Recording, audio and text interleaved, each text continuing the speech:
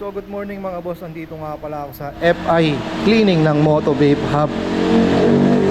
So magpapapalit tayo ng brake pad harap at likod. Meron akong dala dyan na Bendix brake shoe tsaka brake pad. Tapos meron din akong dalang Bendix na DOT4 brake fluid, kasi yung gamit natin stock pa rin. So meron kasi mga nagre-recommenda kung aahon ka ng mga norte, magbubundok ka, much better kung naka DOT4 ka na brake fluid. Yun ang sabi nila. So kung tama ba yung sinabi nila, comment below or i-like nyo, kayo bahala. Basta ako nakikinig lang. Tapos sabi rin nila, yung Bendix daw kumakain ng yan, ang disc brake. So tignan natin kung kakainin yan. So stock pa rin yan, stock, all stock yan. We'll see kung talagang totoo yung sinasabi nila kumakain daw yung Bendix. Let's go. So guys, ito na, i-bleed na from DOT3 to DOT4 Bendix tupat.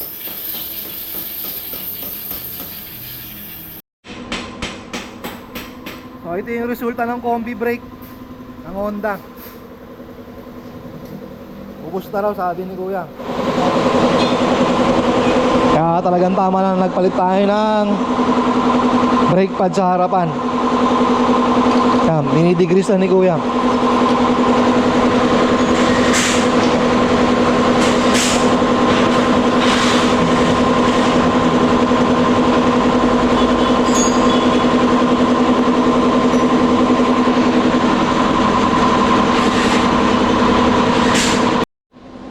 Guys, yan na yung Bendix.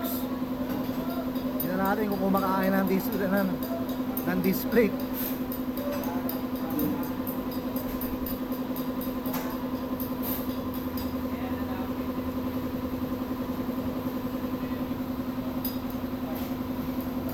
Bendix Philippines, baka naman.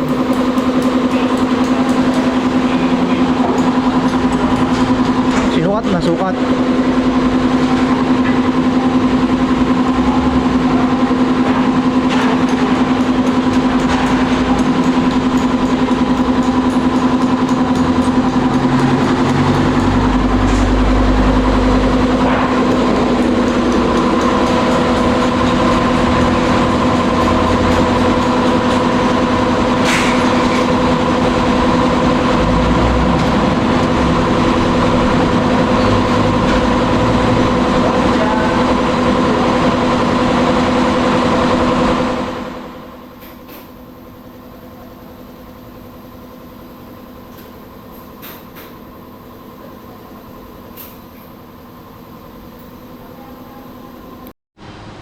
Wala, nalagyan na ko yung Bendix DOT4 brake fluid.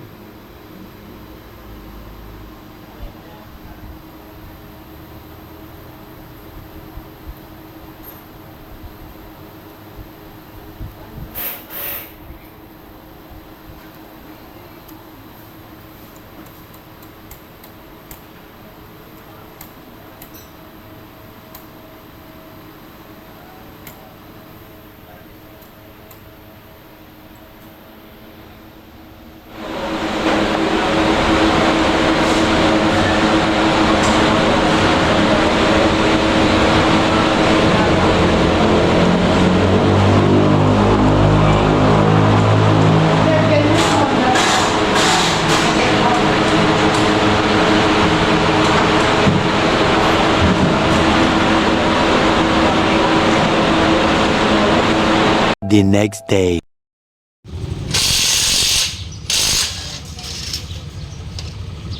Ay, sa GPMS na rin sila dito. Dito ko papakabit yung brake shoe dahil hindi kinain ni Moto Vape Hub. Hindi yata nila specialty yun.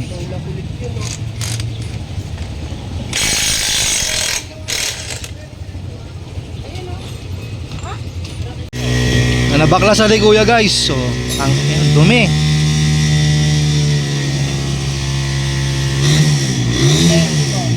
Comment nyo nga kung saan ako kukuha to. Nasa loob ng swing arm. Yun yung buhok to, grabe. Parusa.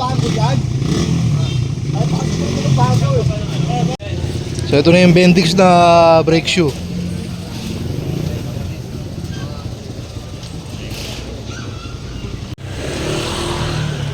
Grasa.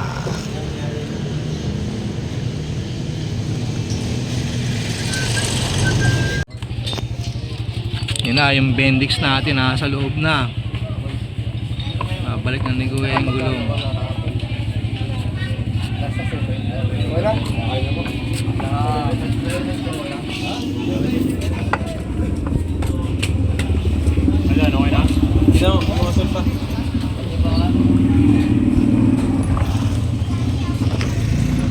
So yun na, ang binili ni Kuya yung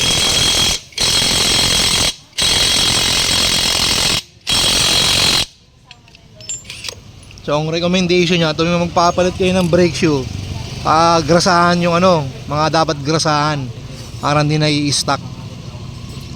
So si Kuya yung nakauna sa swing arm natin. Oh. Suspect. Lakas talaga. Dito lang yan. Reyens.